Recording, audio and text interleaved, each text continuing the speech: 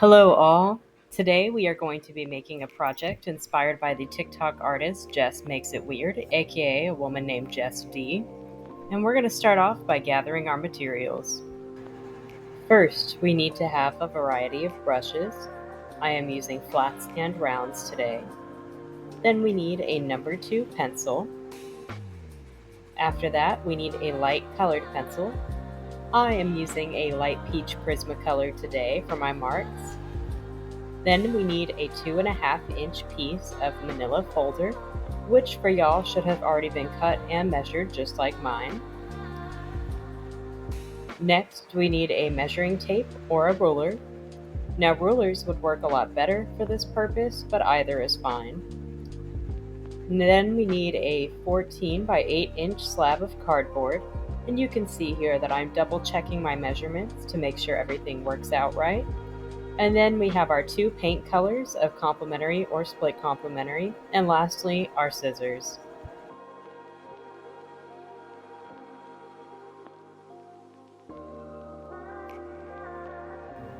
To start our project, we need to grab our 2.5-inch manila strip and our number 2 pencil. There is already a pink line on mine measuring it at 2 inches. I am adding a line at 1 3/4 inches, so I know the boundaries for my painting design. Now, because I am using the colors green and violet, I decided I wanted to create a witchy bookshelf kind of shape. My design is going to have a cauldron and potion bottles, a plant, maybe some books, and so on to give it a mysterious feeling. Now, when we draw our designs, we want silhouettes only, right? So solid shapes, and for every shape to connect to our pink line. Any shape we draw can come a 1/4 inch below or a 1/2 inch up from this pink line.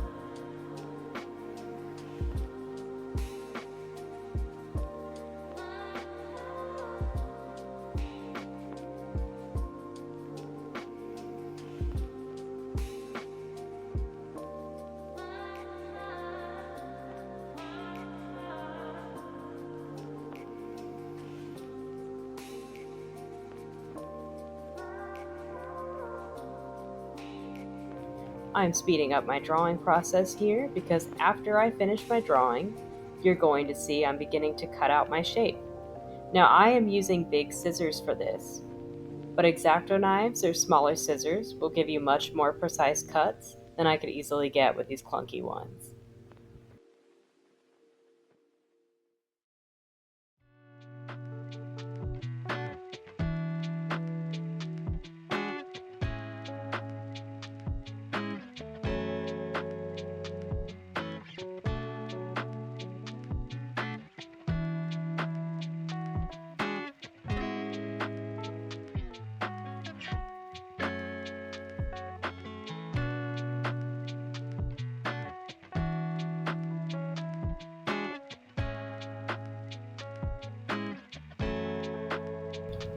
At this point, I realize I should have put my name on my template and label it so I don't lose it in the future. I am using a regular marker to do that here, and it's a good idea for y'all to do this too, just in case anything happens to your template.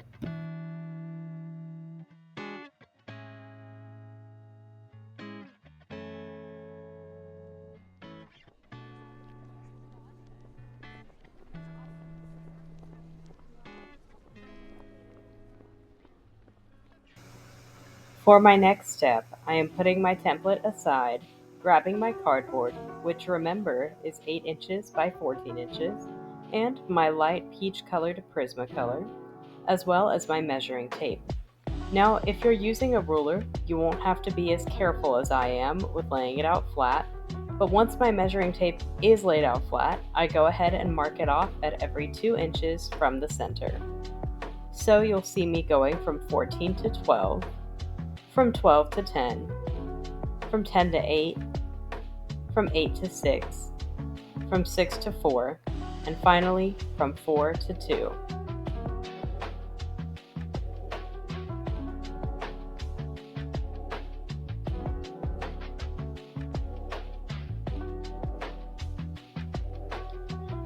I am now taking my template back and using the bottom of it to trace straight lines on every 2-inch mark that I made. Now, I did get lazy with it, but I have an eye for this, so I went ahead and just drew general lines, not perfectly straight, but as straight as I could get them, for the sake of my personal time management. And I am taking that all the way up to the very top of my cardboard, so it's everywhere I made a little line.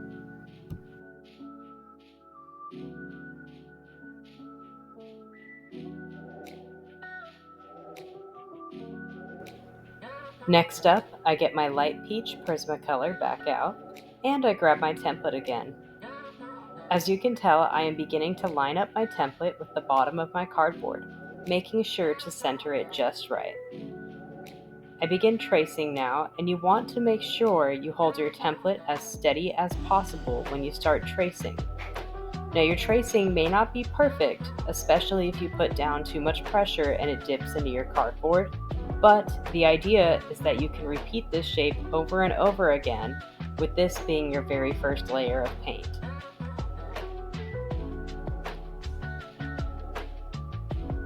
I'm halfway through tracing my shape at this point. You can tell now that I've moved my hand over. That way, every time I trace, my template has been completely still and not shifted at all.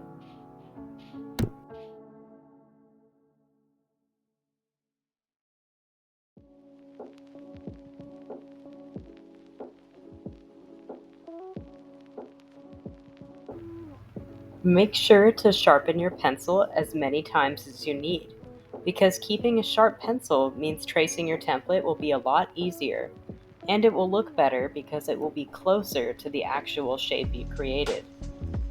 Here I am doing that for my second layer, because the cardboard will dull out the pencil very fast. I'm now labeling that very first section I made with the number 1, so I know what direction my template and my painting are going to be moving. Now, just like I did with the edge of the bottom cardboard, I am now lining up the bottom of my template with the white line that I drew.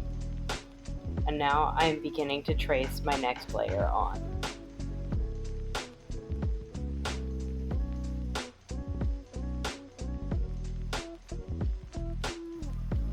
I'm going to begin speeding this up again, just so you can see the process being repeated all the way until I lined up with the very top of the cardboard.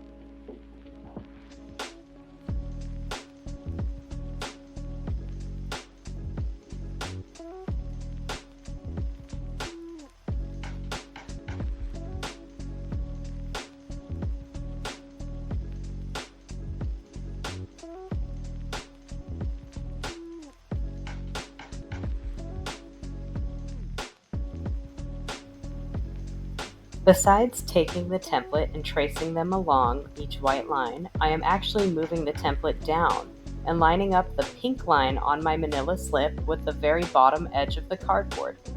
I am doing this to create an extra section where I can place my very first and brightest color. You can see here that I am lining it up and centering it as well, and this time I have to keep extra pressure to ensure that my template does not slip off of the lifted edge of the cardboard. There I go tracing it again with my light peach Prismacolor. This section that we have now created will be referred to as Section 0.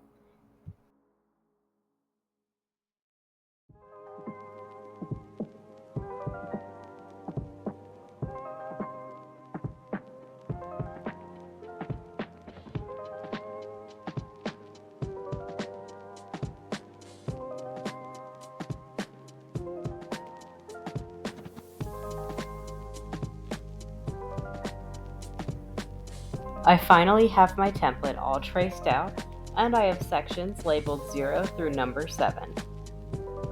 I am now taking my two colors, which for me are violet and green, and have them ready on my palette.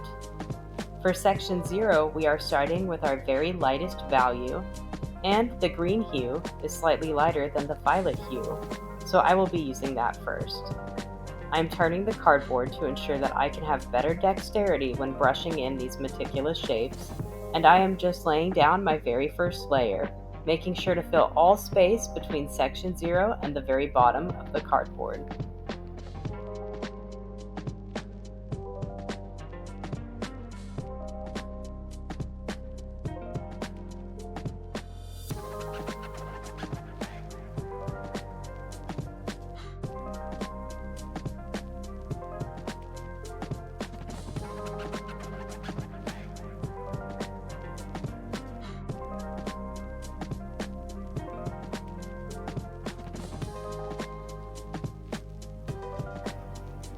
Now normally when we paint, we clean our brushes. However, for the sake of this project and how it mixes, it's actually easier just to keep your brush with paint on it, especially because we are using tempera paint. It won't dry out as fast or ruin brushes the way acrylic would. We are now beginning section 1 of our color mixing. I am taking my paint and making a separate pile of this light green on my palette, because when I am mixing, I don't want to mix into a giant puddle of the paint that I want to keep fresh. Now the trick to mixing for this project is just to take a tiny amount of paint at a time. So when I go mixing, I have a very small amount of violet that I'm adding to the green. It's still not changed enough, so then I add even more violet to it. And you can tell as I'm going, I just do a little bit at a time and keep mixing until I'm happy with the color. I don't want it to be too violet because that's too drastic of a step for section 1, because we are creating a gradient. However, I do want to make sure that it is different from my very first layer, aka section 0. Now the best way to go about checking your color mixing is to lay down a strip of color on your next section. So if the colors look exactly the same, then you might want to add more of your darker hue into your lighter hue. And if your hue is too dark, like if it was too violet, then you would just need to add more lighter hue, which for me is green, back into the mixture you've created here. After I've gotten a color with happy, I begin filling in section 1.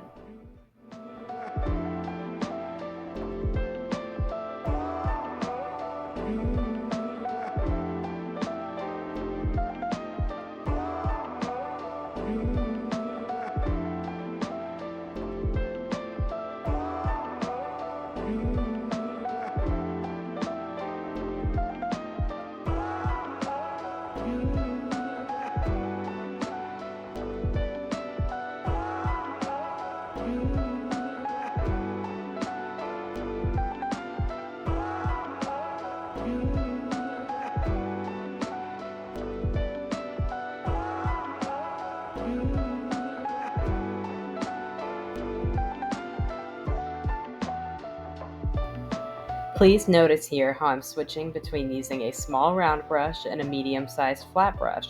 This is so I don't waste my time using a tiny brush to fill in large areas that could easily be covered by a medium-sized brush. Now when you use the small brush to fill in large areas, not only are you taking up more of your time, but you're also making your painting less even for the area that you're trying to create.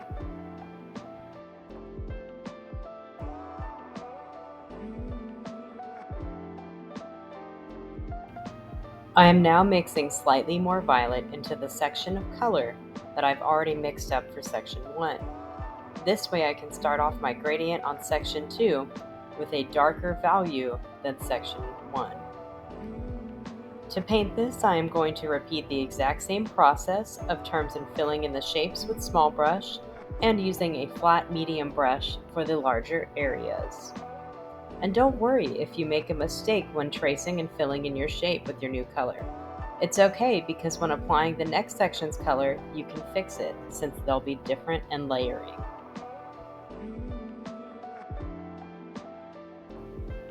Please enjoy me repeating this process all the way up until the end of section 6.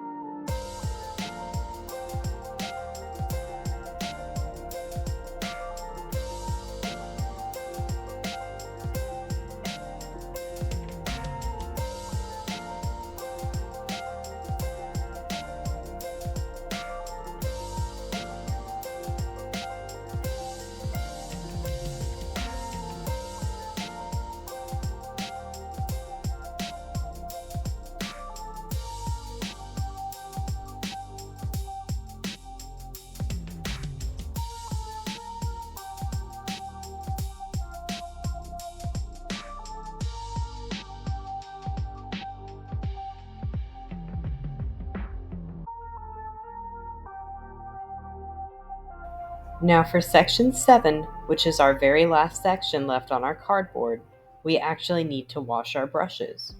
And after having clean brushes, finally we are going in with our second hue, and only the second hue, which for me is my violet color. And this way we can solidify a nice clean transition from the pure green hue all the way to the pure violet hue.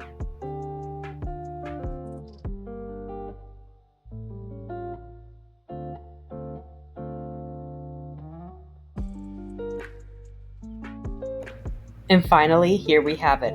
A finished Jess Makes It Weird on TikTok, aka Jess D, gradient painting using shape as well as complementary and or split complementary color combinations. So, if you can only ever use 2 colors, you need something to paint, this is a great way to practice using those colors to create different shades and values, unlike any other combination you've ever seen.